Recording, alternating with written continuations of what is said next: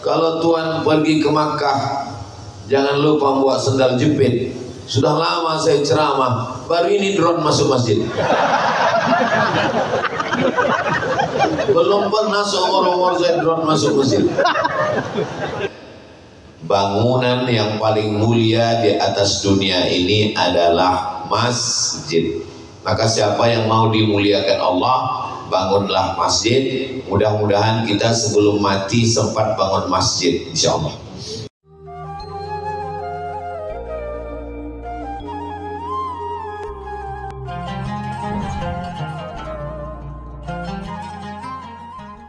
Tausiah dan tabligh akbar bersama Ustadz Haji Abdul Somad LC DSE PhD. Kepada beliau Tuan Guru kami silakan.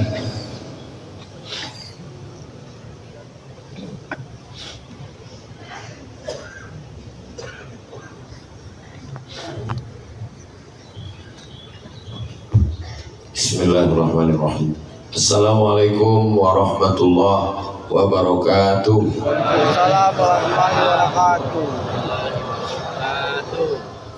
Alhamdulillah, Allahumma sholli ala Sayyidina Muhammad wa ala ali Sayyidina Muhammad ibni Abdillah wa ala alihi wa sahbihi wa man tabi'ahu wa mawalah.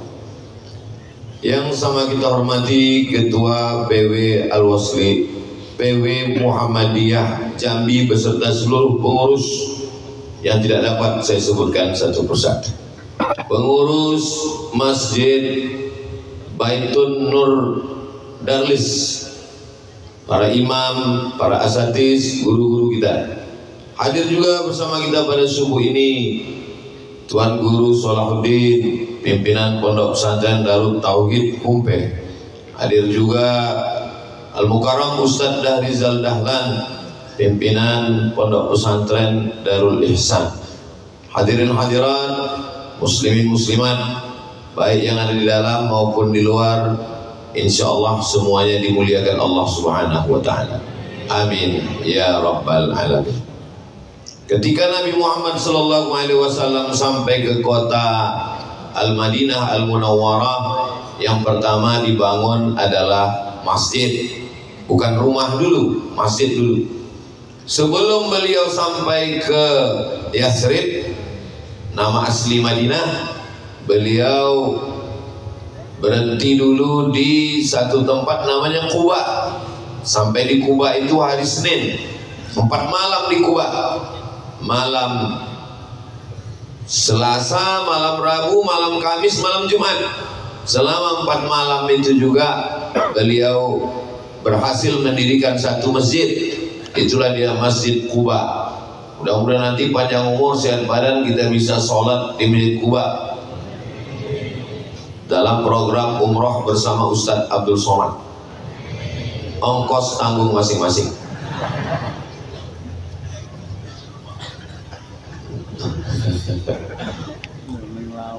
Di Madinah bangun masjid, di Quba bangun masjid. Dan bangunan yang pertama di atas dunia ini adalah masjid. A'udzubillahi minasyaitonirrajim. Inna awwala baitin wudi'a lin-nasi lalladzi bi Bakkah mubarakah. Bangunan yang pertama adalah yang ada di Bakkah. Di Bakkah itu nama lain dari Makkah. Nama lain dari Makkah adalah Ummul Qura, nama lain yang Makkah, nama lain yang Bakkah. Dan bangunan pertama di situ adalah masjid. Yang dimaksud masjid di situ adalah Baitullah Ka'bah, dikelilingi dengan Al-Masjidul Haram, tanahnya adalah tanah haram. Tiga-tiga itu makna masjid. Karena kalau kita berada di dalam Masjidil Haram, kiblat kita adalah Ka'bah. Kalau kita berada di luar Masjidil Haram, kiblat kita adalah Masjidil Haram. Kalau kita di luar tanah haram, kiblat kita adalah tanah haram. Jadi kalau kita sholat dari Jambi ini tidak tepat kena ke Ka'bah, sholat kita masih sah selama masih kena tanah haram yang panjangnya 42 km. Dari Arafah ke Ka'bah 20 kilo, dari Ka'bah ke Hudaybiyah 22. Jadi kalau di total panjangnya adalah 42 km tanah haram. Jadi kalau kita melenceng sedikit 1 derajat masih kena ujung tanah haram, sholat kita masih sah. Itulah makanya bunyi ayatnya, fawalli wajhaka syatral masjidil haram, hadapkanlah wajahmu ke arah Masjidil Haram. Bagaimana kalau tidak kena Masjidil Haram? Karena yang dimaksud di situ adalah tanah haram. Jadi kesimpulannya, bangunan yang paling mulia di atas dunia ini adalah masjid. Maka siapa yang mau dimuliakan Allah, bangunlah masjid. Mudah-mudahan kita sebelum mati sempat bangun masjid, insya Allah. Cita-citakan dalam hati, saya sebelum mati bangun masjid. Makanya dalam hadis Nabi dikatakan, bangunlah masjid walaupun sebesar kandang kucing. Kandang kucing sebesar apa itu? Itu perumpamaan bahasa ungkapan. Jangan pulang dari sini bangun masjid sebesar kandang kucing. Maksudnya rumah yang paling kecil. Itu tidak bisa dimaknai. Ungkapan-ungkapan itu jangan dimaknai secara tekstual. Sama seperti ungkapan orang, suami kepada istrinya, apa kata dia sebelum menikah dulu, 1000 tahun kau kan kunanti. Itu bohong itu. 40 tahun aja udah sesak napas, mau 1000 tahun. Itu ungkapan maknanya lama. Itu maknanya. Rumah bapak di mana? Rumah saya di Jambi. Dekat dari Masjid Baitun Nur Darlis. Ya sebatang rokok lah. Jangan dipahami tekstual sebatang rokok apa? Rokok daun pucuk nipah atau rokok apa itu cerutunya Presiden Fidel Castro. Ya, jadi maknanya adalah dekat, itu maknanya. Jadi begitu juga dengan masjid ini, bangunan yang paling kecil adalah kandang kucing, maksudnya semampu kita membangun. Kalau bisa membangun masjid yang sangat megah ini, saya seumur-umur ceramah di Jambi, inilah masjid yang paling hebat saya rasa. Iya, dari luar tadi bangunannya cantik, masuk ke dalam. Biasa tiang kan biasa, jadi lain tiangnya. Kecil di bawah mau besar ke atas. Lampunya, mihrabnya, Masya Allah, tabarakallah. Mudah-mudahan semua yang masuk ke masjid ini, orang dari Aceh, dari Medan mau pergi ke Palembang, mampir kemari. Orang dari Jawa, dari Palembang mau pergi ke Medan, mau ke Riau, singgah ke Jambi. Jangan lupa, kalau ke Jambi, singgah ke Masjid Baitun Nur Darlis. Kenapa? Karena masjidnya bagus, inspiratif, cantik. Di dalamnya juga Masya Allah, tak ada angin masuk tapi dingin. Kenapa? Karena AC-nya kencang. Lampunya juga bagus. Nah, ini bagaimanapun juga, apalagi di atas ini pakai keramik. Ini kami di bawah ini menengok ke atas ini macam akuarium besar. Ada ikan hiu, ada lumba-lumba. Man bana masjidan, siapa yang bangun masjid, banallah mithlahu baitan fil jannah, dibangunkan Allah untuknya satu tempat dalam surga. Ini yang membangun masjid ini dia sudah booking satu tempat di surga. Tapi jangan gara-gara itu tak sembahyang lagi. Katanya, oh kenapa nggak pernah ke masjid? Aku sudah booking tempat. Maka bagi kita wajib umat Islam itu berniat. Kalau dia tanam kelapa sawit, dia tanam kebun kelapa, dia tanam pinang, saat dia menanam itu dia berniat, aku berniat kalau duitku cukup nanti aku bangun masjid. Karena itulah setiap raja-raja, sultan-sultan berkuasa di satu daerah, yang pertama dia bangun adalah masjid. Tengok sultan-sultan Melayu di mana? Dari mulai atas menanjung Terengganu, di atas perbatasan dengan Thailand, Fatani, sampai ke paling bawah Johor, sampai menyeberang ke Sumatera di Aceh atas, turun kita ke Medan, Kesultanan Delhi, turun lagi Kesultanan Riau, sampai Kesultanan Jambi, sampai Kesultanan Melayu Palembang. Semua sultan-sultan itu meninggalkan masjid. Harimau mati meninggalkan belang, gajah mati meninggalkan gading, manusia mati meninggalkan kredit. Jangan sampai kita mati tak ada meninggalkan apa-apa. Tinggalkanlah masjid. Kalau kita meninggalkan rumah mewah, habis menjadi rebutan anak cucu menantu. Anak tak terlalu ganas, menantu ini yang luar biasa.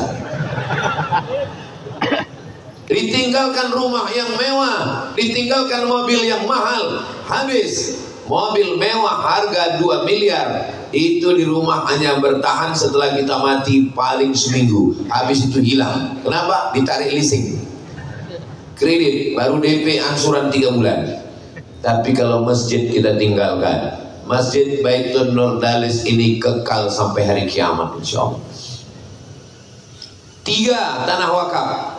La yuhabu, tak bisa dihibahkan. Wala yurasu, tak bisa diwariskan. Wala yuba'u, tak bisa diperjualbelikan. Ini tanah ini adalah milik Allah. Wa annal masajida lillah, masjid ini milik Allah. Lalu kalau dia milik Allah, apa maksudnya? Bukan berarti tidak ada kuasa pengurus di situ. Ini memang milik Allah, tapi ada yayasan, pembina, pengawas, ketua, sekretaris, bendahara. Jangan nanti datang orang kemari mentang-mentang tidur dia di sini. Pasti dilarang sama pengurus. Mohon maaf ya Pak, mau kami kunci. Ini masjid milik Allah. Memang betul milik Allah. Sama macam orang memahami ayat lillahi ma fis samawati wa ma fil ard. Semua yang ada di langit, semua yang ada di bumi milik Allah. Pulang sholat diambilnya mangga orang. Misalnya, kenapa kau ambil? Lillahi ma fis samawati wa ma fil ard. Semua yang di langit di bumi milik Allah. Datang bapak yang punya mangga, diambilnya batu, lemparnya. Kenapa bapak lempar? Ini pun punya Allah juga ini. Kau pikir kau aja yang hafal ayat gitu.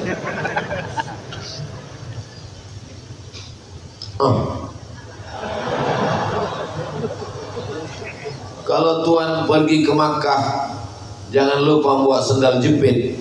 Sudah lama saya ceramah, baru ini drone masuk masjid. Belum pernah seumur-umur saya drone masuk masjid. Ini MUI dan Muhammadiyah, Majelis Tarjih Muhammadiyah mesti mengeluarkan fatwa apa hukum drone masuk masjid. Aneh-aneh Pak. Allahumma salli ala sayyidina Muhammad wa ashghili zalimin bizalimin wa akhrijna min bainihim salimin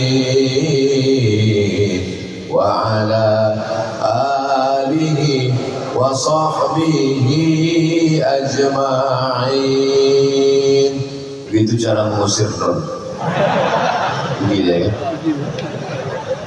Soalnya kalau saya teruskan juga berceramah, suara saya belaga-laga sama drone itu, dan jamaah pun tak fokus, dia asik menengok kita. Bapak Ibu yang dimuliakan Allah Subhanahu wa Ta'ala, bagus juga itu tadi. Jadi nanti kalau ditanya orang, pernah Ustaz ke masjid kami? Masjid yang mana itu ya? Itu Ustaz, yang waktu Ustaz ceramah ada drone-nya. Oh iya.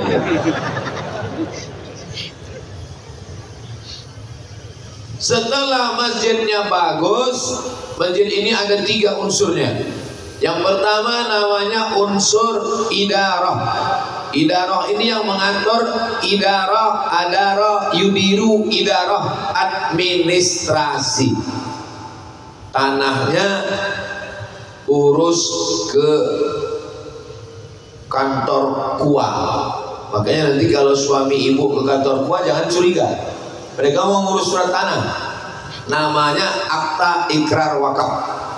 Saya wakafkan tanah ini, supaya jangan sampai kejadian macam di internet, dijual tanah masjid. Yang berwakaf atuknya, yang menjual tanah cucunya. Karena di dalam surat tanah masih ada nama datuknya. Bagaimana cara merubah tanah itu? Dua prosesnya. Yang pertama, akta ikrar wakaf. Berapa lama ngurus akta ikrar wakaf itu? Jam 8 masuk, jam 11 keluar. Kalau macet berarti kurang lata, ada duit pelicin. Setelah dapat selembar akta ikrar wakaf, dibawa ke BPN, Badan Pertanahan Nasional, keluarlah sertifikat, tidak ada lagi nama orang di situ, adalah nama masjid. Waktu ketua BPN, Kanwil BPN Riau datang pas saya sedang ceramah, berkumis orangnya, orang Aceh. Kata dia, saya bawa anak buah saya ini Pak, orang Badan Pertanahan. Dalam rangka apa nih Pak? Ulang tahun BPN kami tidak buat di hotel, tapi kami buat pengajian menghadiri di masjid. Bagus. Pas saya tengok orang BPN, saya bahas tentang masalah tanah. Kita hidup di atas tanah, mengurus tanah, kerja di kantor tanah, mati dimakan cacing tanah. Pas pula orang mengurus tanah di situ kan. Lalu kata Pak Kanwil BPN, Ustaz Somad, ada aturan baru, masjid kalau ngurus tanah gratis. Maka jangan sampai masjid-masjid surau langgar musola. Walaupun masjid Baitul Nurdalis ini sudah selesai. Ceramah saya ini bukan untuk masjid ini, untuk semua seluruh pengurus musola kita. Karena kejadian ini bisa terjadi. Mengurus tanah dasarnya mesti su'uzon. Ngurus tanah nggak bisa su'uzon, mesti su'uzon. Karena kenapa terjadi konflik antara pengurus dengan pemilik tanah? Kenapa terjadi masalah sampai ke pengadilan? Itu gara-gara husnuz. Nggak boleh husnuzon. Makanya kalau ada orang mewakafkan tanah, saya wakafkan tanah ini, mohon maaf ya Pak, saya su'uzon sama Bapak. Jadi gimana caranya? Mau nggak Bapak membuat akta ikrar wakaf ke kantor gua? Mau? Setelah itu nanti kita bawa ke BPN. Iya, setelah itu selesai. Anaknya, cucunya, menantunya, siapapun ahli waris tidak bisa menuntut, dan barulah negara bisa bertindak. Kalau ada bantuan dari dinas sosial, kenapa bantuan dinas sosial tidak bisa masuk ke masjid? Karena masjid tidak mengurus administrasi. Ini kerja siapa? Ini kerja idarah, orang-orang yang mengurus segala macam tentang administrasi masalah kemasjidan ini. Lalu kemudian ada namanya riayah. Riayah ini adalah mengurus kemakmuran masjid. Mengurus kemakmuran masjid yang terkait dengan memakmurkan, dari mulai imamnya. Dicarilah imam-imam yang hafalan Qur'annya banyak, suaranya merdu. Jangan sampai macam Ustadz Somad musafir mampir pinggir jalan, terdengarlah suara imam di situ. Lebih banyak batuknya daripada ayatnya.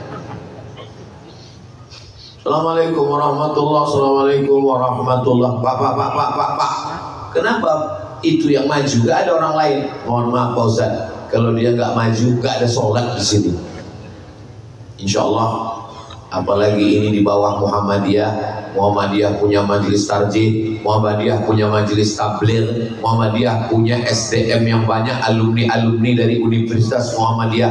Saya menjadi ustadz pengisi pengajian hadis setiap Sabtu subuh selama 4 tahun di Masjid Muhammadiyah. Dari tahun 2009, 10, 11, 12, 13. Masjid Akramun Nas yang di situ didirikan dan pengurusnya orang Muhammadiyah. Kemudian Masjid Muhammadiyah belakang Ramayana kajian zuhur 1 tahun. Satu lagi Masjid Muhammadiyah Jalan Paus, ketiga-tiganya di Pekanbaru. Jadi hubungan saya dengan Muhammadiyah dari dulu sampai hari ini, sampai hari kiamat insya Allah tetap baik-baik. Karena kita diikat dengan satu ikatan, la ilaha illallah Muhammadur Rasulullah sallallahu alaihi wasallam. Kalimatu haqqin 'alaiha nahya, dengan itu kita hidup, wa 'alaiha namutu, dengan itu kita mati, wa biha nub'atsu, Dengan itu kita dibangkitkan di padang mahsyar. Dari mulai imamnya, apa pesan Bapak Ketua DMI, Dewan Masjid Indonesia, Ustadz Abdul Somad, tolong kalau ceramah sampaikan sound system pengaruhnya di masjid 80%. Ini bagian dari masjid. Muazin sound system, imam sound system, baca Quran sound system, khotib Jumat sound system. Makanya kalau mau sound system, studi banding ke masjid Baitul Nurdalis nih, khusus tentang sound system. Jelas suara saya kan? Ini ada model sound system ini mengaung-ngaung, keluar dari situ jamaah ditanya, apa kata Ustaz Somad itu tadi? Tak jelas suara itu.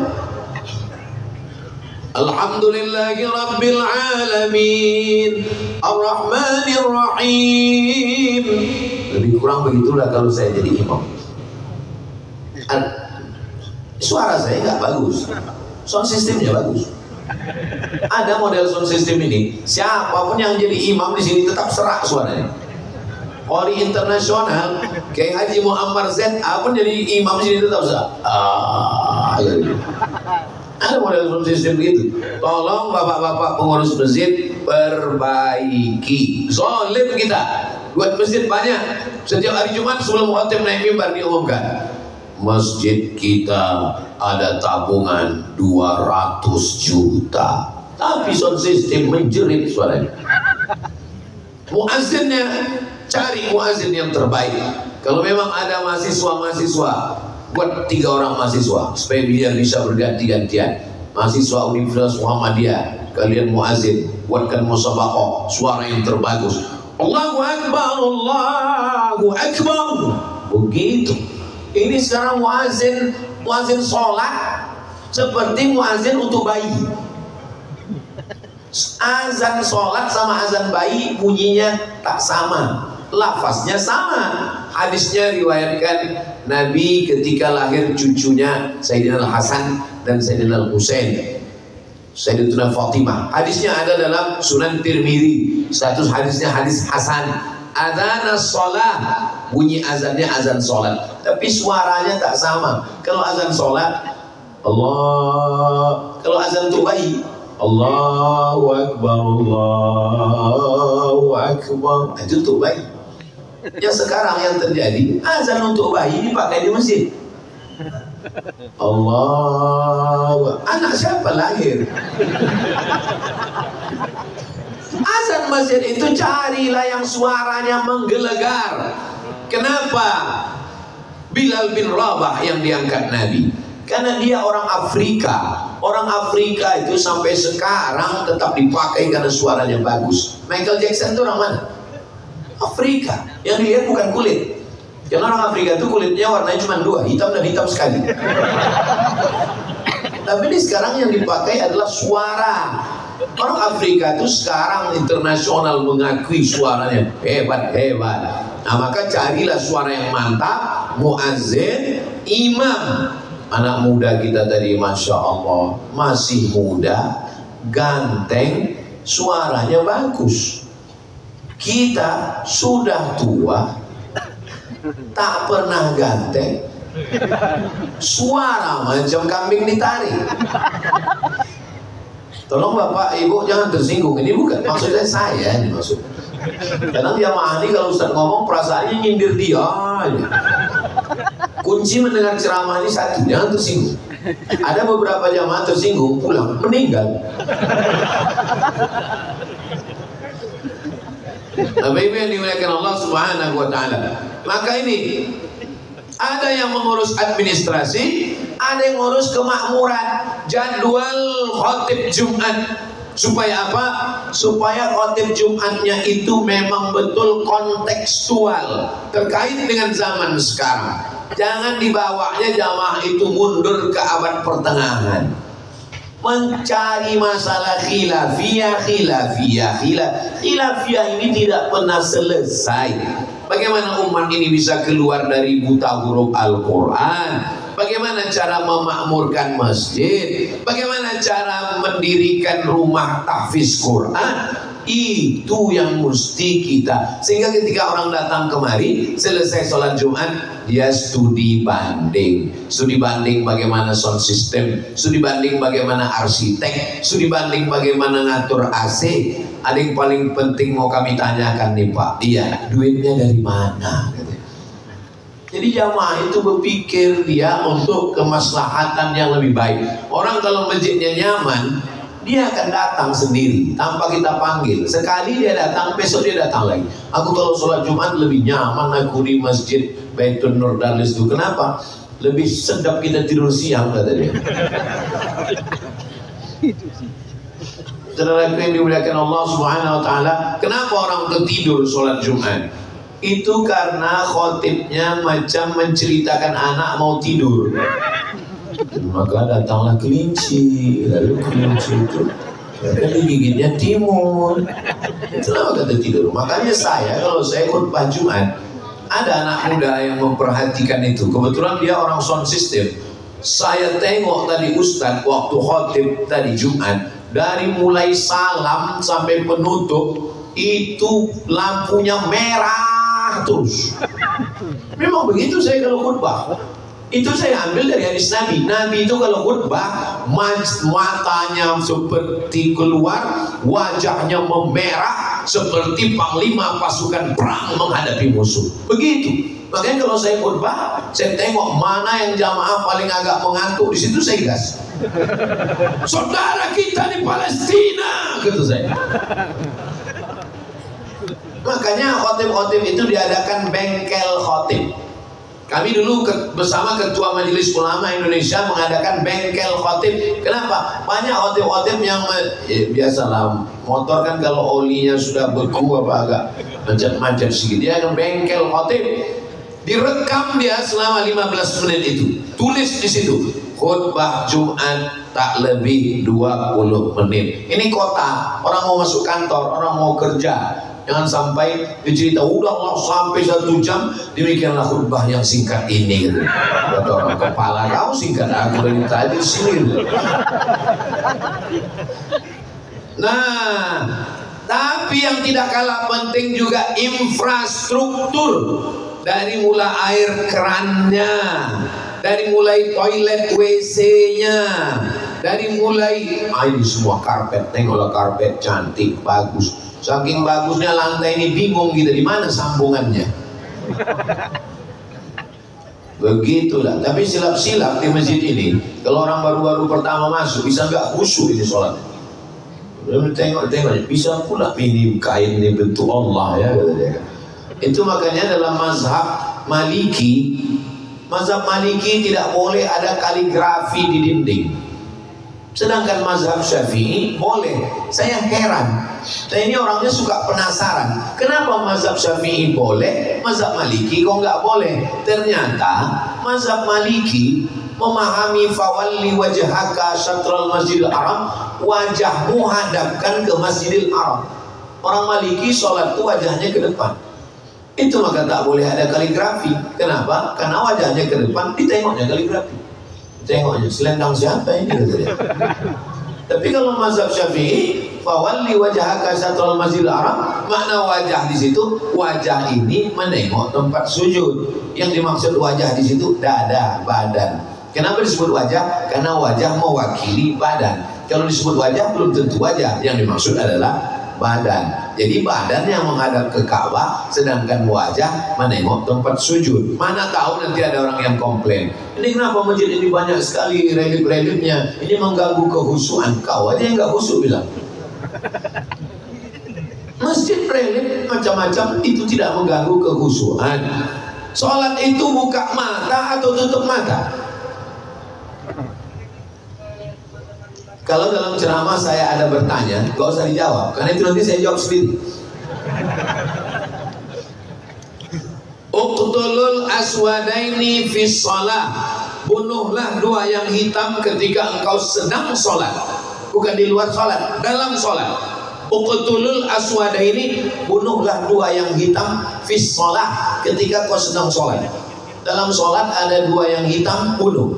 Hitam yang pertama adalah ular, hitam yang kedua adalah akrab, kalajengking. Pertanyaannya, dari mana kita bisa tahu ada ular dan kalajengking ketika sedang sholat kalau mata kita tertutup?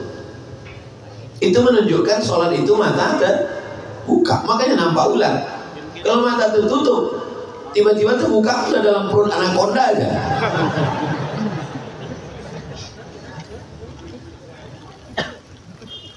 Kalau ada orang lewat di depanmu, engkau sedang sholat, di antara engkau dengan sutroh.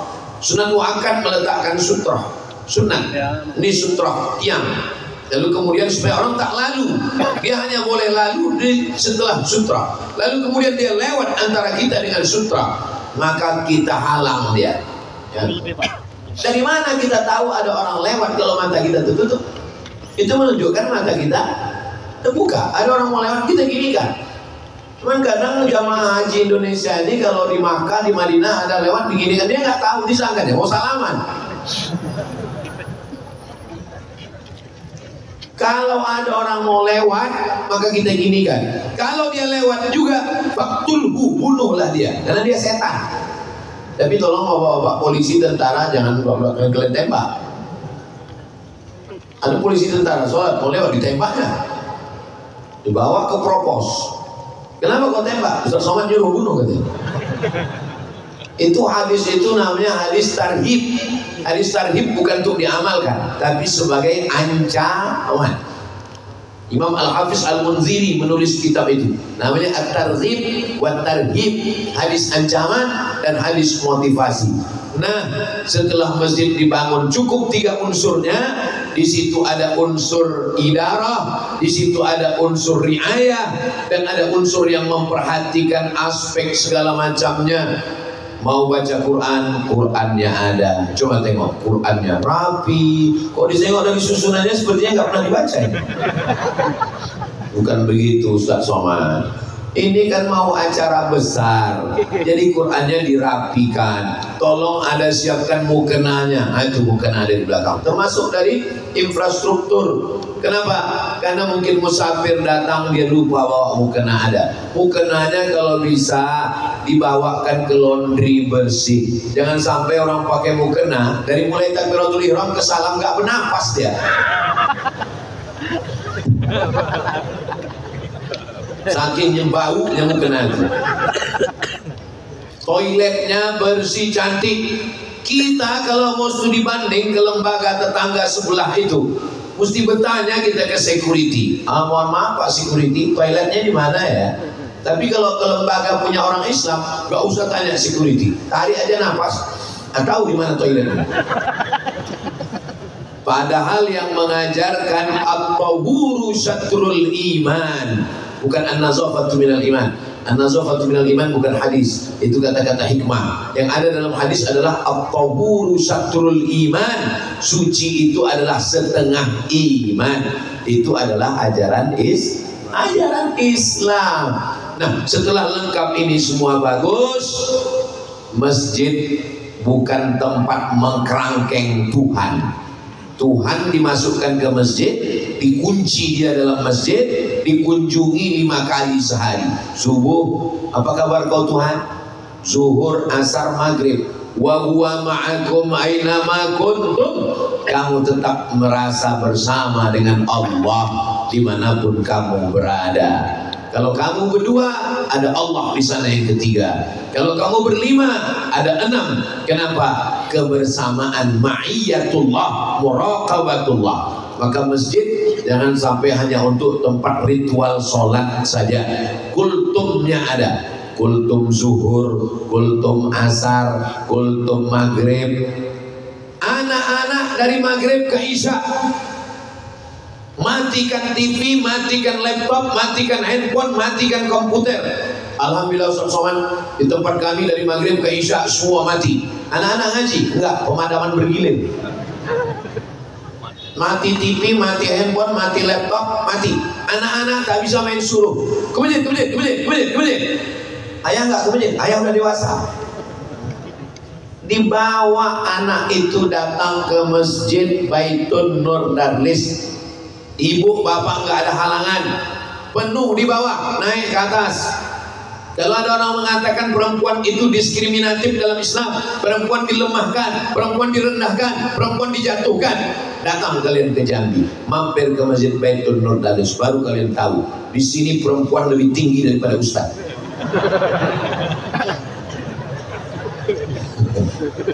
Siapa yang mengatakan perempuan dilenyapkan? Siapa yang mengatakan perempuan dijauhkan, dijatuhkan? Di sini perempuan dimuliakan dan dihormati. Kita pula yang bingung, dari mana orang ini naik ke atas? Pokoknya ada tangganya di belakang.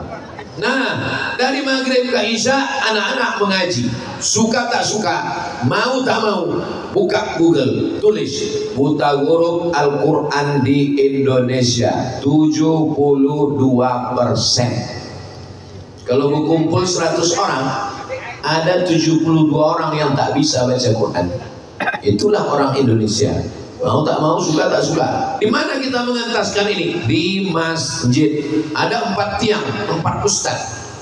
Ustaz duduk, anak-anak berkeliling. Sistem ini namanya sistem halaqah. Halaqah artinya lingkaran-lingkaran. 1 lingkaran, 2 lingkaran, 3 lingkaran, 4 lingkaran. Lingkaran pertama Iqra. Lingkaran kedua juz amma, lingkaran ketiga Al-Quran, lingkaran keempat perempuan. Guru laki-laki jangan mengajar anak perempuan. Nanti terjadi yang macam-macam, masjid kena. Yang jahat bukan Islam, yang jahat bukan masjid, yang jahat orangnya. Belajar tahsin pula guru laki-laki dengan murid perempuan, mana bisa? Hah? Maka kalau belajar tahsin, guru laki-laki ngajar laki-laki, guru perempuan ngajar perempuan. Iya, tapi kita kan belajar Quran. Ini kan belajar di dalam masjid. Setan tetap ada walaupun dalam masjid. Kalau setan tak ada dalam masjid, kenapa orang mengantuk? Orang ngantuk itu kan juga ada setan. Artinya apa? Dimanapun tetap ada. Alladzi waswisu fi sudurin nas minal jinnati wan nas. Untuk pengajian ibu-ibu hari Jumat setelah asar. Kenapa setelah asar? Karena biasanya kalau malam ibu-ibu sibuk mengurus. Kenapa dibuat setelah asar? Karena waktu mustajab hari Jumat setelah asar. Bikih perempuan minta ke Tarjih Muhammadiyah, minta ke Universitas Muhammadiyah, hadirkan ahli fikih perempuan membahas tentang masalah mandi junub, mandi wiladah, mandi nifas, darah haid, macam mana tentang terkait dengan fikih perempuan, batasan aurat, kewajiban seorang istri, tanggung jawab seorang istri, khusus fikih perempuan saja. Paling tidak 4 kali sebulan. Jumat 1 akidah, Jumat kedua fikih, Jumat ketiga akhlak, Jumat keempat tahsin. Jangan mengaji melambung-lambung tapi baca Qurannya tak betul. Kalau bicara fikih hebat, mazhab Hanafi, mazhab Maliki, mazhab Syafi'i, mazhab Hambali, mantap semua mazhab. Tapi pas disuruh mengaji, Bismillahirrahmanirrahim, ijazah. Tak bisa dia membedakan mana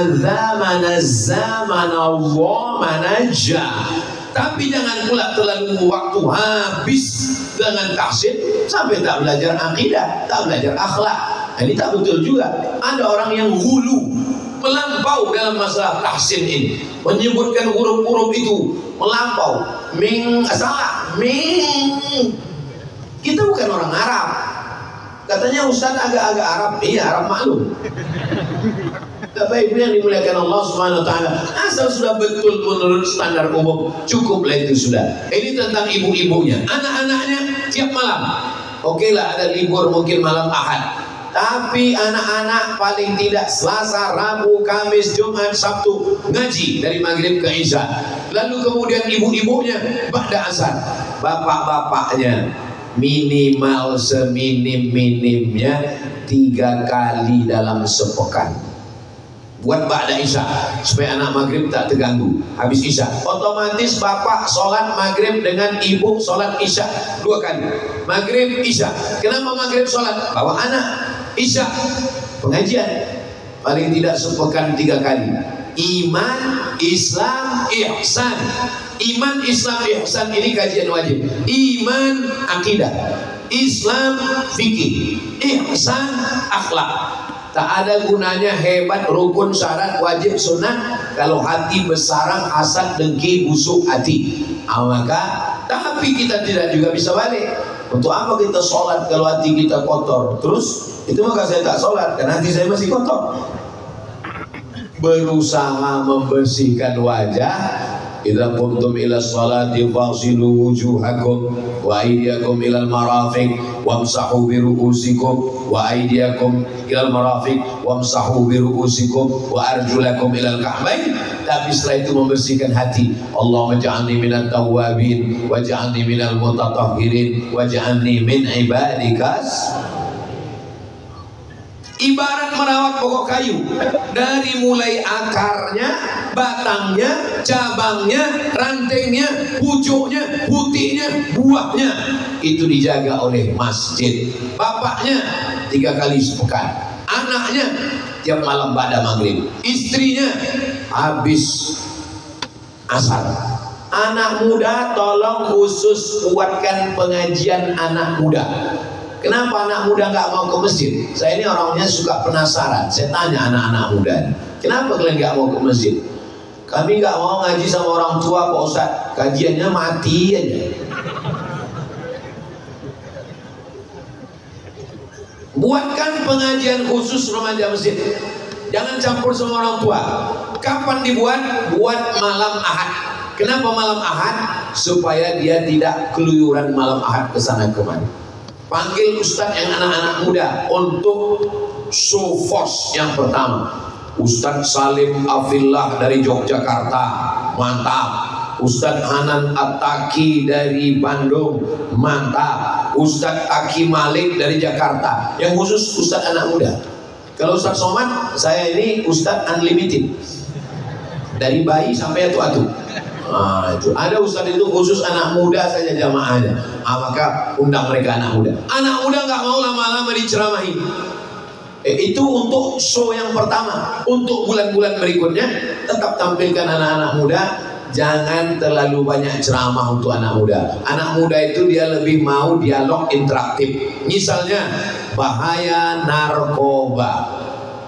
Kajian Masjid Baitul Nur Dalis, bahaya narkoba. Narasumbernya 5. 1. Anak muda. 2. Polisi. 3. Dokter. 4. Praktisi hukum pengacara. Yang kelima, korban yang pernah dan sudah bertaubat baru keluar dari penjara. Lalu anak muda pembawa acaranya nanya, gimana bang perasaannya setelah keluar dari penjara ini?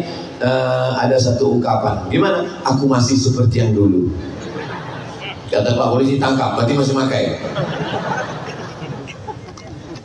Bagaimana menurut Pak Polisi tentang penanganan narkoba ini? Kita dari kepolisian tidak ada tawar-menawar, narkoba ini langsung kita tangkap. Bagaimana Bapak praktisi hukum? Kami sudah perjuangkan di undang-undang DPR RI bagi pengedar tidak ada hukuman lain. Ya, apa hukumannya Pak? Tembak mati langsung. Bagaimana menurut praktisi kesehatan? Menurut medis, orang yang pakai narkoba itu kemungkinannya hanya 3. Yang pertama gila, yang kedua sakit jiwa, yang keempat mati. Nah, mungkin Ustadz agak menyejukkan sedikit. Ustadz, pengedar narkoba ini memang cocoknya dipancung kepalanya. Jadi mereka sudah tahu jawaban dari berbagai aspek dan sisi medis, hukum, perangkat hukum, semuanya mengatakan narkoba tidak baik. Dan anak muda dilibatkan dalam multimedia. Jadi buatkan satu di masjid multimedia yang khusus mengurus syuting, editing, uploading. Kerjanya 3. Yang pertama syuting, merekam shoot, yang kedua editing, diedit, yang ketiga uploading, diupload. Masjid punya 5 sosial media. Yang pertama YouTube, yang kedua TikTok, supaya TikTok itu jangan lagi isinya ulat pinang sama ulat sagu. Yang ketiga Facebook, yang keempat Twitter, yang kelima grup WhatsApp. Jamaah kita ini tolong dimanjakan dalam grup. Kita lewat di jalan protokol, tiba-tiba masuk SMS WhatsApp ke nomor handphone kita. Pas kita buka, apa bacaannya? Hai bro, lagi promo roti lo. Masuknya ke saya ini kan ustad. Hai bro, kata dia. Saya lewat jalan Sudirman Riau, masuk. Hai bro, lagi promo roti, mampir ya. Dari mana dia dapat nomor saya? Ternyata ada alatnya dipasang. Siapapun yang lalu lalang, nomor dia masuk dan dia kirim. Begitulah seriusnya tukang roti memanjakan customer. Pernahkah kita pengurus masjid berpikir untuk meng-WA semua yang lalu lalang di depan itu? Hai bro, malaikat maut udah dekat loh. Tolong jamaah tetap ini kita manjakan. Kita sudah tua, saya tak sempat lagi berpikir. Itulah gunanya kita berdayakan anak muda tadi. Anak muda tugas kalian menginventarisir seluruh nomor-nomor. Nanti kalian yang mau WA setiap hari, pagi disapa dia. Hai jamaah yang mau berangkat kerja, tolong baca doa ya supaya dijaga Allah Ta'ala. Siang nanti kirim lagi WA, jangan selingkuh ya. Berawal dari makan siang bersama, no free lunch, tidak ada makan siang yang gratis. Mengingatkan dia, sehingga orang-orang yang pikirannya mau jahat, loh pengurus ini kayaknya udah tahu nih, berarti istriku udah cerita ke orang ini katanya. Barulah minta ke Ustadz Rizal Dahlan, Ustadz bisa nggak mintakan ucapan selamat dari Ustadz Somad? Kami tinggal kirimkan ucapannya. Hai jamaah Masjid Baitul Nurdalis, masjid yang sangat berkesan bagi saya. Bangunannya bagus, ada drone masuk ke dalam, karpetnya cantik, ada akuarium besar di atas. Maka tetap semangat, semangat, semangat. Artinya apa? Supaya orang disapa, orang dirasakan bahwa dia ada, bahwa dia bagian dari pengurus masjid. Ketika itu juga untuk iklan kita. Kami dari Masjid Baitul Nurdalis ada program tahfiz Quran. Di sana ada anak yatim, fakir miskin dan du'afa. Bagi Anda yang ingin mendapatkan amal jariah, jangan lupa transfer ke nomor berikut ini. Ingat, kematian segera tiba. Kalau sudah kita urus jamaah ini dari hilir ke hulu, lama mengkebumikan jenazah. Saya sudah siap mau sholat jenazah, berbisik-bisik jamaah. Kenapa? Yang memandikan rupanya di desa itu satu orang dan dia tak ada di lokasi. Ini jangan sampai terjadi. Maka buatkan penyelenggaraan jenazah. Tapi di mana-mana kalau dibuat penyelenggaraan jenazah yang ikut orang tua, ini salah. Orang tua inilah yang mau diselenggarakan. Kenapa orang tua ikut? Kalau penyelenggaraan jenazah itu khusus kajian remaja. Saya kalau mati, saya mau anak saya lah yang mau mandikan saya, mengkafankan saya, menguburkan saya. Anak saya yang mestinya ikut. Maka iya Pak Ustadz, tapi penyelenggaraan jenazah ini modalnya besar. Mana ada modalnya? Tinggal keran air semprot dorsmir. Mana ada modalnya? Itu Pak Ustadz kan mesti pakai boneka. Gak usah pakai boneka. Cari salah satu anak itu yang malas sembahyang, dia mandikan. Mandikan dia, gosok dia, kapankan dia. Nah, bilang mayat gak boleh senyum, bilang. Sholatkan dia, galikan liang lahatnya. Gali liang lahat, cari tanah liat yang keras, keruk ke dalam.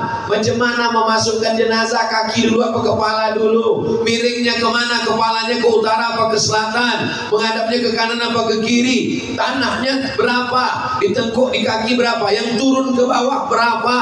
Tali pocongnya dibuka, wajahnya, hidungnya menempel ke tanah, ujung kakinya. Itu jangan sampai anak tak tahu, dimasukkannya bapaknya tegak berdiri. Nggak tahu dia sama sekali. Adab-adab memasukkan bagaimana? Setelah mengkebumikan, berdiri dia menginjak-injak makam bapak itu. Kenapa kubur itu disiram? Kenapa kubur itu disiram? Karena kubur tidak diinjak. Tidak boleh kita menginjak. Masuk ke pemakaman itu paling afdolnya sendal dibuka, kecuali becek dan segala macam darurat. Itulah kenapa kubur itu disiram. Kenapa? Supaya tanahnya padat, memadatkan tanah gembur dengan cara disiram. Ini begitu selesai pemakaman, berdiri orang itu di atas. Untung tak ada sound horek pula untuk memeriahkannya.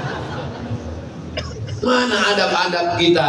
Sedangkan suara telapak kaki orang yang berjalan itu pun didengar oleh orang di bawah. Jenazah mendengar suara tapak kaki orang yang pulang. Tiba-tiba begitu selesai pemakaman, diletakkan batu nisan, datang yang menggali itu membawa cangkol, memukulkan nisan itu gelompang, macam tempat ngecor kuburan bapak itu dibuatnya. Gara-gara apa nih? Gara-gara tidak belajar. Anakmu boleh S1, S2, S3, S3, S2, S2, S1. Tapi pada akhirnya yang mengantarkan engkau ke pemakaman adalah anak yang mendoakan di tengah malam, Rabbil firli wa liwalidayya warhamhuma kama rabbayani shaghira. Masjid tempat menjemput pendidikan yang terlewatkan di masa yang lalu. Yang dulu sibuk dengan dunia, sibuk dengan kantornya, tidak pernah sholat. Maka kita mengapresiasi mereka dengan pendidikan non formal, ngaji lagi pakai buku. Untuk fikih, saya sarankan fikih bagus, fikih Islam Sulaiman Rashid.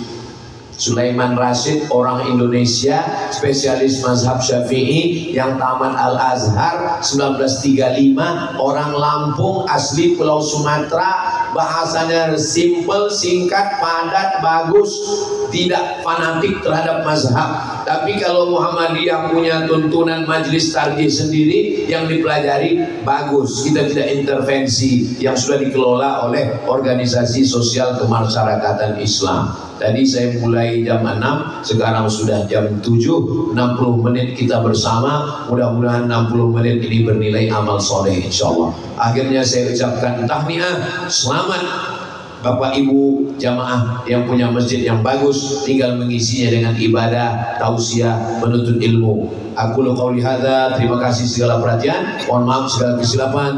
Saya tutup dengan pantun penutup, menangkap puyuh di Bukit Selasi. Thank you dan terima kasih.